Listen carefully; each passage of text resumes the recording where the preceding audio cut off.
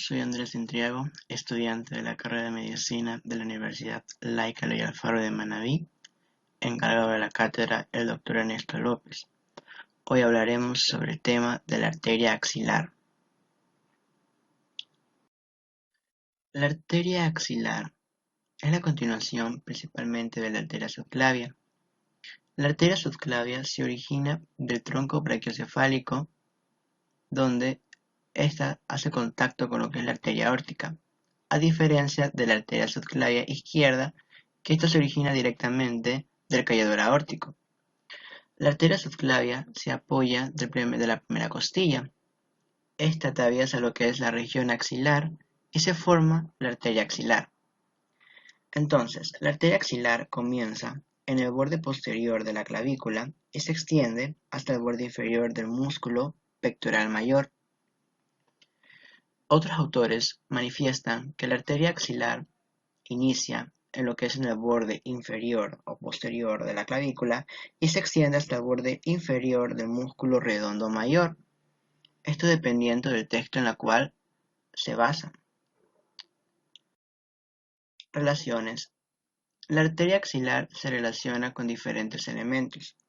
Esta penetra la fosa axilar para luego relacionarse anteriormente con lo que es la clavícula y el músculo subclavio, medialmente con lo que es la primera costilla y la primera digitación del músculo serrato anterior, lateralmente con lo que es el apófisis coracoides y posteriormente con lo que es el borde superior de la escápula. Esta, como dijimos, ya atraviesa la fosa axilar y se transforma luego atravesando lo que es el borde inferior del músculo pectoral mayor para convertirse en la arteria braquial. Aquí podemos encontrar sus relaciones. Bueno, la arteria axilar se relaciona anteriormente con la fascia clavipectoral y con los músculos que esta fascia rodea, que son el músculo subclavio y los músculos pectorales, como el músculo pectoral menor y desde un plano más anterior, el músculo pectoral mayor. Aquí podemos ver sus relaciones. Posteriormente, esta arteria se dirige, valga la redundancia, posteriormente y se va a ir a relacionar con lo que son tres músculos: el músculo subescapular, el músculo redondo mayor y el músculo dorsal ancho. Aquí podemos ver sus relaciones. Lateral y medialmente, esta arteria luego se relaciona desde una vista lateral con el músculo coracobraquial, en la cual ésta se insinúa de superior a inferior a esta arteria. Luego, medialmente, la arteria axilar se relaciona con las dos primeras digitaciones del músculo serrato anterior, y esta arteria es acompañada por diferentes ramas, como son el plexo braquial. Medialmente a esta arteria se encuentra lo que es la vena axilar. La arteria axilar da origen a diferentes ramas colaterales en tres porciones. La primera porción dará origen a una rama que es la arteria torácica superior. La segunda porción dará origen a dos ramas, o, algunas veces, a tres: la arteria toracocromial y la arteria torácica lateral. La tercera porción dará origen a tres ramas, que es la arteria subescapular y las dos hermanas, la arteria circunflejomeral posterior y la arteria circunflejomeral anterior, que a su vez estas ramas darán origen a otras ramas que se anastomosan y cumplen con la función de comunicación entre las diferentes partes del cuerpo. Estas ramas se derivan dependiendo de su punto de origen, en las cuales serán explicadas más adelante. Para comenzar, primeramente se tratará sobre la arteria torácica superior. Esta arteria nace de la cara anterior de la arteria axilar, cerca del borde inferior del músculo subclavio, Esta se dirige anteriormente a la fascia clavipectoral, perforándola y distribuyéndose por los músculos pectorales, tales como el músculo pectoral menor y más anteriormente al músculo pectoral mayor. Y también esta arteria se puede distribuir a donde es la región mamaria. La arteria torácica superior suele originarse en otros sitios, como en la arteria toracoacromial. Y esta arteria se puede anastomosar con otras arterias, como la arteria torácica lateral. Ahora vamos a pasar a la segunda porción de la arteria axilar, que dará origen a la arteria toracoacromial, o también conocida como la arteria acromiotorácica. Esta arteria nace del ángulo recto de la cara anterior de la arteria axilar, específicamente en el borde superior del músculo pectoral menor. Esta arteria se va a distribuir anteriormente sobre la fascia clavipectoral, perforándola nuevamente para luego distribuirse a la región mamaria y a otras regiones de los músculos pectorales. La arteria se va a distribuir por dos ramas, que son la rama pectoral y la rama acromial. La rama pectoral se dirige medialmente a estos músculos pectorales, en las cuales esta también se va a anastomosar con una arteria, una rama importante de la arteria subclavia, que es la arteria torácica interna. La rama acromial se va a dirigir lateralmente bajo el músculo deltoide y esta va a distribuir sus ramas a diferentes articulaciones, como la articulación acromioclavicular y la articulación del hombro, que es la articulación glenohumeral, en las cuales sus ramos van a distribuir todo lo que limitan a los músculos deltoides y el músculo pectoral mayor. Ahora nos vamos a referir a la arteria torácica lateral, o también conocida como la arteria torácica inferior o la arteria mamaria externa. Esta arteria nace en la cara media de la arteria axilar, posteriormente al músculo subclavio menor. Esta va a descender inferior, medial y anteriormente para poder distribuir sus ramas a los músculos serrato anterior, como los músculos pectorales e intercostales. Esta arteria, como lo he dicho anteriormente, se va a anastomosar con la arteria torácica superior. Y esta arteria es acompañada por un nervio, que es el nervio torácico largo, entre lo que son las digitaciones del músculo serrato anterior. Ahora vamos a llegar a la tercera porción de la arteria axilar, en la cual da origen a otra rama, que es la arteria subescapular. Esta arteria se origina de la cara medial de la arteria axilar, específicamente se relaciona con lo que es el borde inferior del músculo subescapular, y a la vez esta arteria se va a dirigir inferior y medialmente para poder distribuirse en dos ramas, que es la rama de la arteria circunfleja de la escápula y la arteria toracodorsal. Bueno, la arteria toracodorsal, esta se va a dirigir ya sea o se desciende ya medialmente para poder distribuir sus ramas a músculos tales como los músculos intercostales, los músculos serrato anterior y el músculo dorsal ancho. A diferencia de la arteria circunfleja de la escápula, que se dirige posteriormente para poder atravesar a una zona conocida como el triángulo homotroccipital, en la cual lo penetra para distribuirse otras ramas.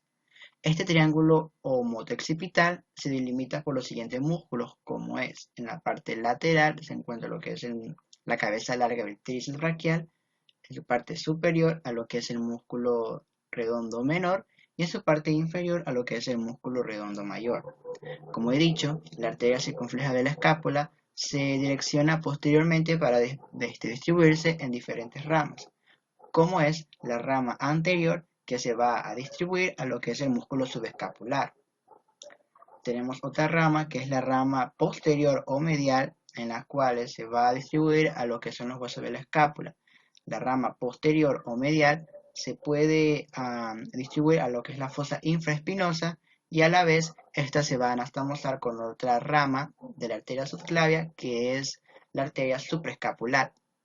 Y tenemos la tercera rama que da la arteria circunfleja de la escápula, como es la arteria o la rama descendente, que esta se va a recorrer lo que es el borde lateral de la escápula y se va a anastomosar con otra rama de la arteria subclavia, que es conocida, o esta rama es la que se la conoce como la arteria dorsal de la escápula. Todas estas anastomosis que se dan en la escápula van a formar lo que es el círculo periescapular, en las cuales va a ser más explicada o mejor explicada ya con el transcurso de la explicación de este tema. Luego tenemos a las arterias circunfleja humeral anterior y posterior, en las cuales estas arterias son muy importantes por su anastomosis. Tenemos la arteria circunfleja humeral anterior, que ésta nace en lo que es la cara lateral de la arteria axilar. Esta arteria se va a dirigir lateralmente hacia el cuello quirúrgico de lo que es el hueso del húmero. La arteria luego llega a lo que es en el surco intertubercular para poder distribuirse en dos ramas importantes, que es la rama ascendente y la rama lateral. La rama ascendente va a ascender a lo que es el surco intertubercular y va a penetrar o va a ramificar a la articulación del hombro, que es la articulación glenohumeral. A diferencia de la rama lateral, que esta va a continuarse o va a anastomosarse con lo que es la arteria circunfleja humeral posterior para formar un anillo anastomótico. Y a la vez, esta arteria circunfleja humeral anterior va a distribuir sus ramas a los músculos deltoides. Luego tenemos a otra arteria que es la arteria circunfleja humeral posterior, que igualmente nace de la cara lateral de la arteria axilar, y esta se va a dirigir posteriormente para atravesar una zona de músculos denominada como la zona cuadrilátera humerotro-occipital, en la cual está delimitada superiormente por los músculos redondo menor y el músculo subescapular, inferiormente por el músculo redondo mayor y el músculo dorsal ancho, medialmente por el músculo de la cabeza larga del tríceps y lateralmente por el hueso humeral. Esta arteria se va a atravesar posteriormente al hueso humeral para poder distribuir sus ramas en el plano más profundo de lo que es el músculo deltoides, como también ramificar a los músculos que delimitan a la zona cuadrilátera humerotro-occipital. Anastomosis de las ramas colaterales de la arteria axilar. Varios estudios radiográficos y de disección han podido demostrar que después de la ligadura de la arteria axilar a cualquier nivel o cualquier zona, su anastomosis asegurará lo que es la comunicación continua entre las arterias. Pues aquí podemos encontrar un ejemplo de una continua anastomosis dentro de lo que es la zona de la escápula. Pues recordamos que aquí se pueden encontrar diferentes ramas que se anastomosan con otras y formarán lo que es el círculo periescapular. Un ejemplo es la arteria subescapular y la arteria circunfleja humeral posterior y anterior. Pues recordaremos que la arteria subescapular daban origen a otra rama, que era las ramas de la arteria circunfleja de la escápula. Esta, a su vez, se dirigía posteriormente a lo que es la zona de la escápula para dar o distribuirse a otras ramas, como son la rama posterior o medial y la rama descendente y la rama anterior.